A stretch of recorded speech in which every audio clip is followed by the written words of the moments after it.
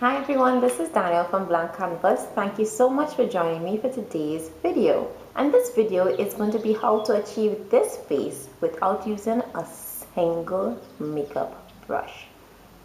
How is that possible? Well, there are tools that you can use that you have lying around there somewhere in your house probably, or that are very easy for you to get, and you can get them for very cheap.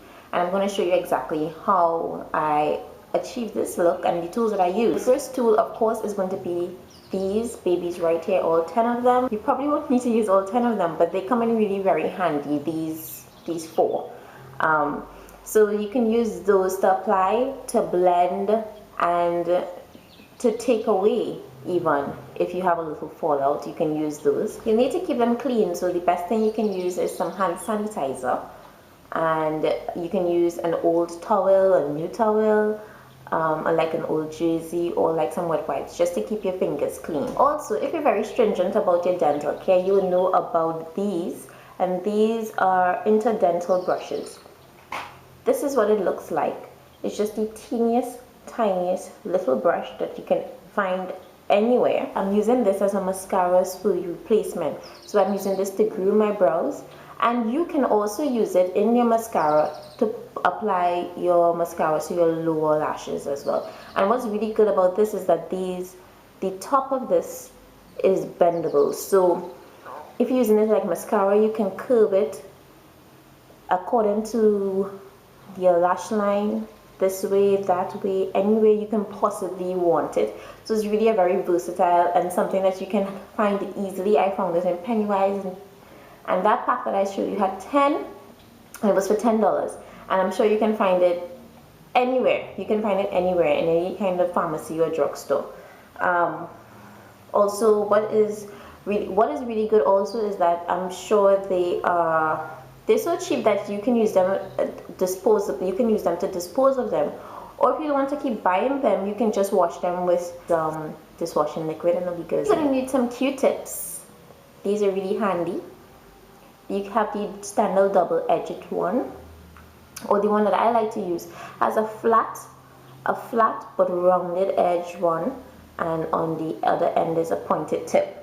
So they come really good for applying, like smudging, as if you're smudging liner along the lash lines and that kind of thing, and getting into the corners of the eye. Really handy. If you buy a compact, or if you have like compact makeup, what you would find is that in it comes a sponge. You can use that to apply your foundation. What I would advise is that if you're using that to apply your foundation often, you're going to have to wash it often, because you don't want to put any germs or any bacteria back into your compact and then reapply that to your face. Sometimes you see it happening. If you see like a film, like a dark film in your powder, it's because the dirt and the oils have hardened the formula, and you're gonna have to scrape that off. So you don't really want that. You don't want the bacteria living and thriving in your makeup that you're gonna put on your face. So just to keep everything fresh and clean, wash the sponge periodically. Also, you can use wedges. I just couldn't find any wedges in the house, but you can use wedges as well. You can use a cotton ball or a piece of cotton, and you can get these anywhere, anyway. And you can use that to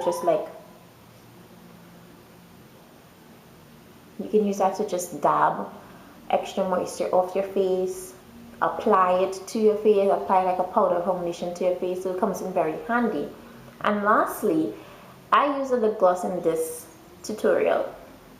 This one is from NYX. It's the Mega Shine Lip Gloss, and it has a doe foot applicator that is also slanted, which is great. I would advise that you get something like that, or that has a lip brush on the end of it, because it makes the application a little more precise than if you're using like a lip gloss that comes in a squeezy tube or like has a rolly ball. It's a lot more precise. And remember, you're not using any makeup brushes at all, so you want the application to look near perfect as possible. That's all I use besides my fingers, the interdental brush, the cotton swabs, the ball of cotton, the sponge, and the doe foot applicator for the lip product. So if you want to see exactly how it is I got this look done, then keep watching for the tutorial. I'm using a primer, and this is Ellie Splashes eyeliner base, which is very, very sticky. Blending that in with my finger so that will grab onto the colors we apply after. And now I'm going to do my brows. I'm using Milani's Easyliner in Expresso, and I'm just blending that with light strokes in with my natural brow for it to look the most natural and for it to be filled in. I'm just going to blend that out now with the interdental brush, which is just like a very, very tiny mascara spoolie, so it does the blending work easily. With Sacha's Trio in Expresso, I'm using the matte camel color as the base eyeshadow color. I'm using this from lash line to brow because we want the colors that we apply afterwards to blend smoothly. And putting on a base eyeshadow is the best way to do that. So that when we use the crease color, which is this gray from Femme, it just makes it much easier to blend. So the trick to putting on the crease color is closing your eye completely and then blending from the outer corner in, so that you get the most intensity on the outer corner, and when you go in towards the bridge of the nose, it's going to be a nice fade.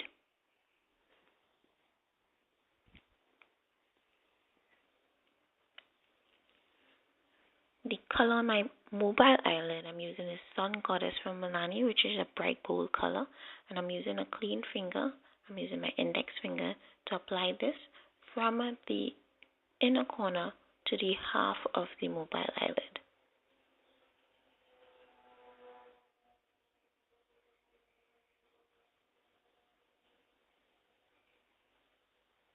And I'm going to blend that now in this bright green from Primark. It's a nice creamy consistency so that it does the blend in well. So any bright green you have will do, because I don't know the name of this one. And I'm just putting that on the outer half, and where it joins with the gold, I'm patting it to get a nice blend.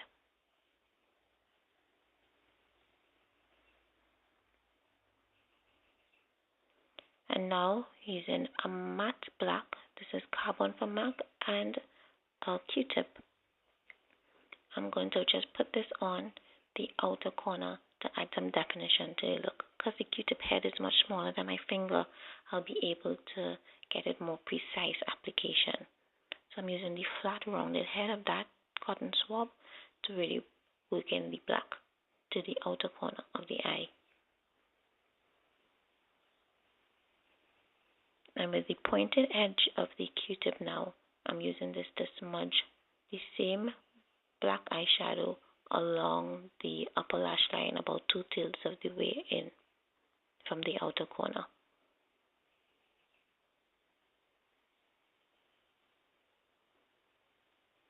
And now I'm using a black eyeliner on my waterline, and I'm going to tight line with that as well.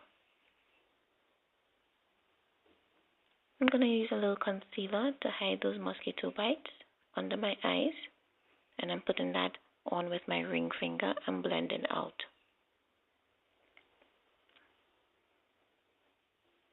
And I'm going to use a sponge applicator to put on my powder foundation, which is MAC's Fix Plus Powder Foundation in NW45. I'm patting that all over my face.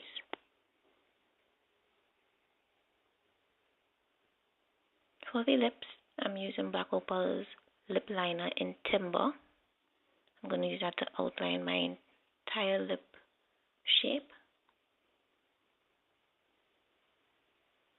And I'm going to fill in the color now with NYX's Mega Shine Lip Gloss in Sunrise. I have wiped off a lot of this lip gloss, so that is a sheer application, but you can get it heavier if you like. But the 2-foot applicator makes it easy to fill in the proper shape of the lips.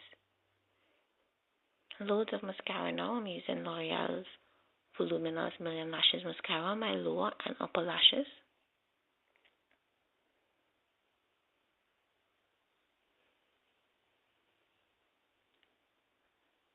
And finally, I'm using Gold by Femme with 2 fingers, and I'm applying this as my cheek highlight color right on the top of my cheeks and blending back.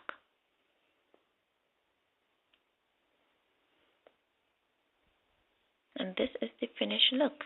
So you see, you don't actually need makeup brushes to get a nice application of your entire face. so you can see the eyeshadows are well blended. You just make sure on pat wherever it is they meet and use these little tricks that I showed you, and you can see the glow on the cheeks from the gold and the lips from the lip gloss. So that's the finished look. Thank you so much for listening and watching, and I'll see you next time.